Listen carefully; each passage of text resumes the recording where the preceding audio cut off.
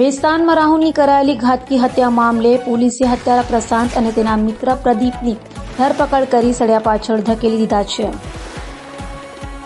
વેસ્તાન ખાતે રહેતા રાહુલ પાટીલની ઘર પાસે જ મિત્ર પ્રશાંત શિંદે તથા પ્રદીપ પાટીલે લાકડાના ફટકા વડે માથાના ભાગે હુમલો કરી હત્યા કરી નાખી હતી. જે અંગે વેસ્તાન પોલીસે તપાસ હાથ ધરી હત્યારા પ્રશાંત હીરામણ શિંદે અને તેને હત્યામાં સાથ આપનાર મિત્ર પ્રદીપ કૈલાશ પાટીલને ઝડપી પડ્યા હતા અને પૂછપરછ કરતા આરોપી પ્રશાંત શિંદેએ કબૂલાત કરી હતી કે મૃતક રાહુલ પાટીલની પત્ની સાથે છેલ્લા ઘણા સમયથી અનૈતિક સંબંધ હતા. જે અંગે મૃતક રાહુલ વારંવાર ઝઘડો કરતો હોય જેથી પ્રશાંતે મિત્ર પ્રદીપ સાથે મળી રાહુલની હત્યા કરી હતી. હાલ તો વેસ્તાન પોલીસે આરોપીઓની ધરપકડ કરી વધુ તપાસ હાથ ધરી છે.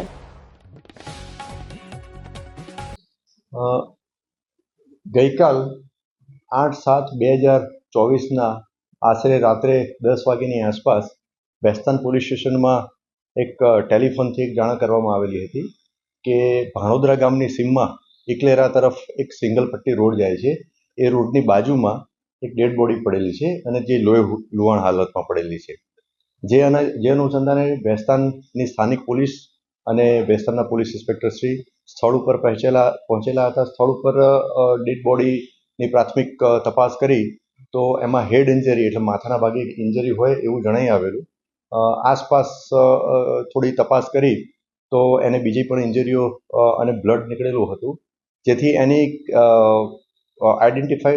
ડેડ બોડીને આઈડેન્ટિફાઈ કરવા માટે સ્થાનિક લેવલે પ્રયત્ન કર્યા અને ખૂબ જ ઝડપથી આ ડેડ બોડી આઈડેન્ટિફાઈ થઈ ગઈ અને એ જે ભોગ બનનાર હતા એ રાહુલ દિલીપભાઈ પાટીલ કરીને જણાઈ આવ્યું.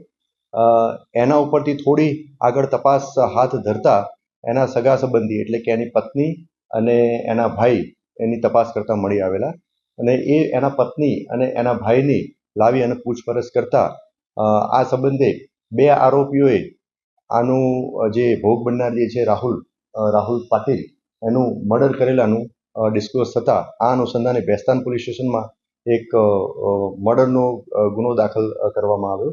આ ગુનાના જે ફરિયાદી જે છે એ ભોગ બનનાર રાહુલ પાટીલના મોટાભાઈ ગણેશભાઈ દિલીપભાઈ પાટીલ છે અને આ ગુનો દાખલ થયા બાદ વેસ્તાન પોલીસે તાત્કાલિક તપાસ હાથ ધરી અને બંને આરોપીઓ જે છે એ મળી આવતા તેઓને લાવી અને એની પ્રાથમિક પૂછપરછ કરતા તેઓએ ગુનો કરેલાની કબૂલાત કરેલ છે.